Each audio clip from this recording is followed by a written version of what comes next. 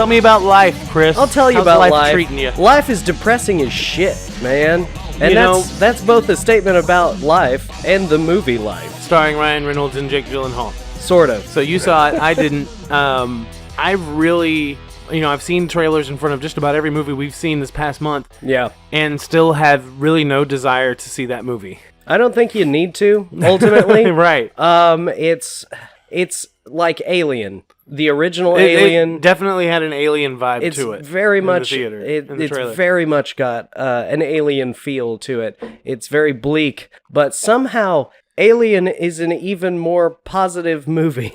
Really? It's that depressing? Yeah. The trailer looked depressing with like the Goodnight Moon book thing. I mean, does that play a big role in the movie? Or? No, not even a little bit. Like it's pretty prominent there in the trailer, but it has, that brief little bit that you see in the trailer where they get it for the Japanese guy who just had his daughter, and then it comes back at the end as part of their last ditch plan. Let me guess. Okay, I've never seen the movie, but let me guess what happens. Okay. All right. Okay. They find an alien organism like on a bacterial level. Yeah. Okay. And is it Idris Elba? Is he in that movie? No. It's just I'm sorry. They look similar. He does look a lot like Idris Elba, but he's not. I'm sorry. But anyway, he probably dies first. And Ryan Reynolds and Jake Gyllenhaal are in a love triangle with one of the female characters. Okay.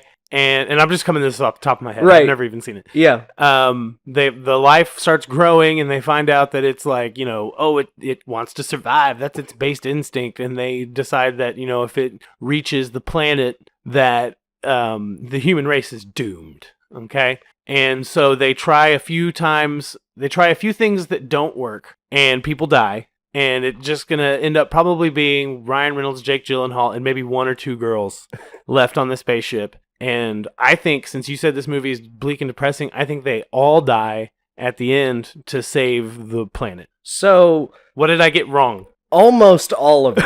Okay, you're almost all of that is wrong. Well, set me straight, dude. Okay, so that scene that we see in the trailer where they're catching this satellite that's come back from Mars, that all happens in like the first 2 minutes of the movie. They bringing soil samples back from the surface of Mars. Stool samples. The first time that anyone's ever been able to do that. They find this was partially correct. Did they actually go to Mars, or did they just intercept? No, it's just on the International Space Station up above Earth. The entire movie takes place. I mean, it's a bottle episode, but in a movie. Okay.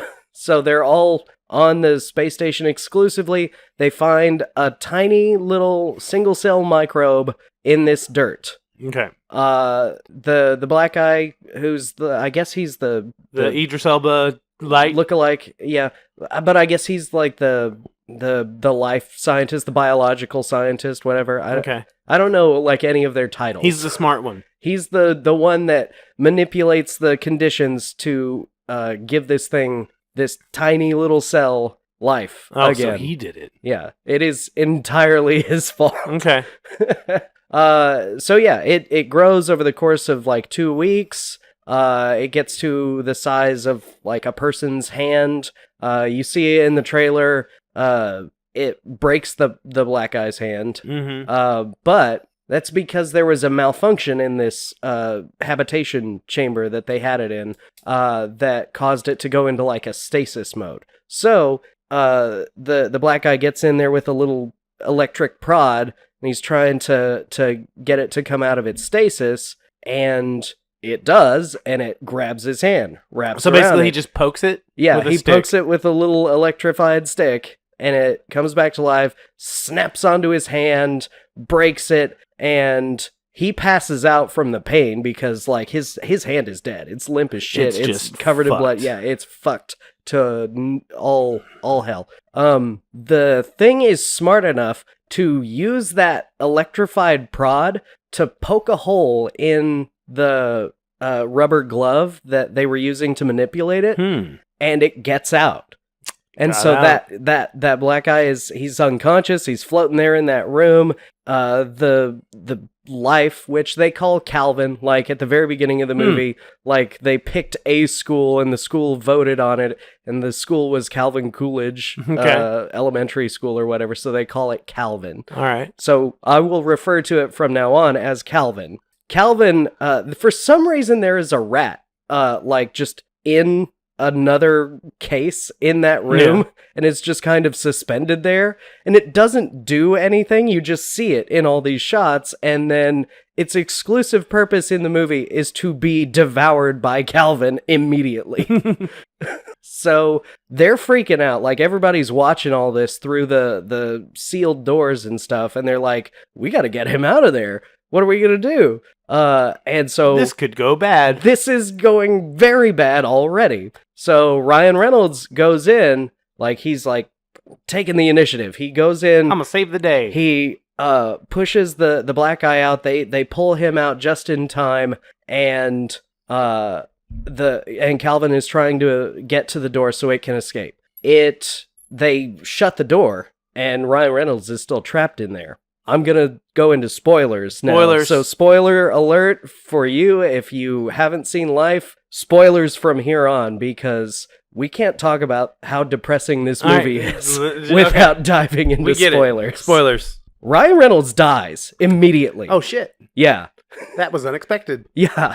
Okay. I know. Go on. He dies immediately. They can only afford him for a few days. then, Exactly, yeah. So you see in the trailer, like, he's doing the flamethrower thing, trying to kill it, and that doesn't work. It's really fast, and it, like, crawls into his mouth and kills him from the inside. It's brutal. Gross. It's disgusting. Ryan Reynolds dies, like, 15 minutes into this movie. All right, you heard it here first, folks. All right, go on.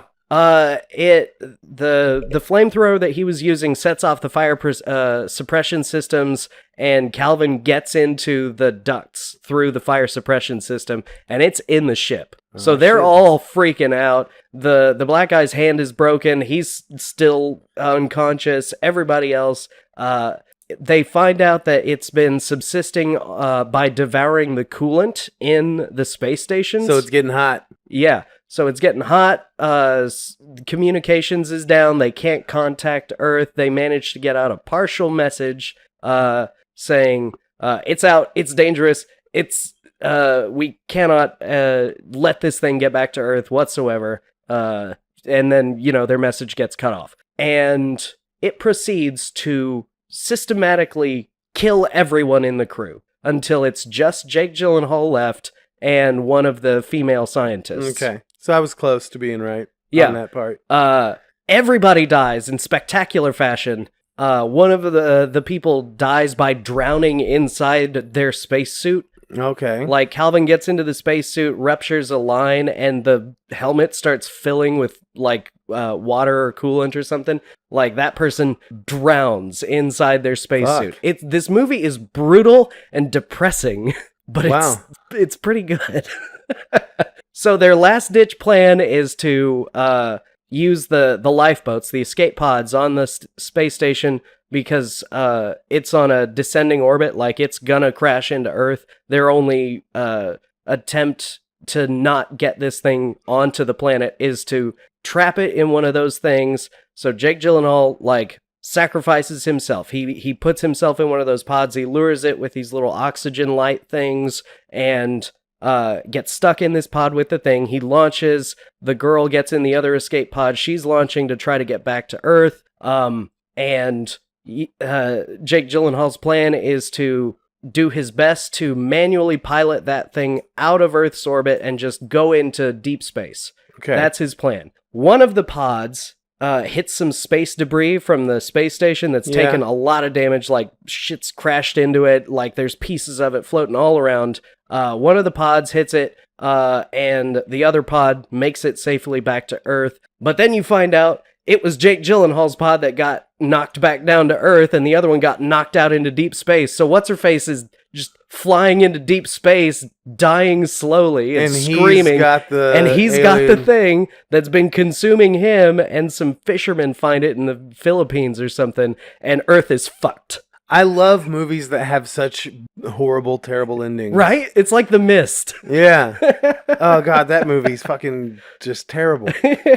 And you know, we talked about the Belko Experiment last week, and that's the movie I kept thinking about whenever we were watching the Belko Experiment was The Mist. But you know, Right. So, would you recommend it? No.